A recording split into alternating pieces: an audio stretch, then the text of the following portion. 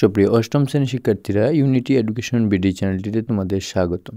এই ভিডিওতে তোমাদের স্বাস্থ্য সুরক্ষা বইয়ের পৃষ্ঠা নং 125-এ আমার ইতিবাচক অভিজ্ঞতার এই চোখটি পূরণ করব। এখানে ঘটনা এবং ইতিবাচক ঘটনা লিখব। জীবনে এমন কি কোনো অভিজ্ঞতা আছে যা আমাদের কোনো বিষয়ে সচেতন করেছে বা ভিন্নভাবে চিন্তা করতে, কাজ করতে সাহায্য করেছে? এমন একটি অভিজ্ঞতা এই চোখটিতে লিখব। তাহলে চলো শিক্ষার্থীরা, আমরা আমার ইতিবাচক অভিজ্ঞতার চোখটি পূরণ করি। আমার ইতিবাচক অভিজ্ঞতায় ঘটনা লিখব। আমার বন্ধু সালামকে তার বাবা একটি সাইকেল কিনে দিয়েছেন। সে প্রতিদিন সাইকেল চালিয়ে স্কুলে যায়। আমারও সাইকেল চালাতে ইচ্ছে করছে, সেজন্য আমি সাইকেল চালানো শিখলাম। তারপর বাবাকে বললাম সাইকেল কিনে দাও, কিন্তু বাবা রাজি হলেন না। এজন্য মনে মনে বাবার প্রতি একটু অভিমান করলাম।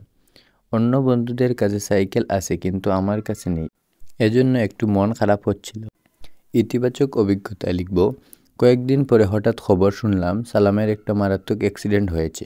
পা ভেঙে গেছে এবং হাতেও অনেক আঘাত পেয়েছে। অন্য বন্ধুর কাছে শুনলাম ডাক্তার নাকি বলেছেন কমপক্ষে 3 মাস রেস্ট থাকতে হবে।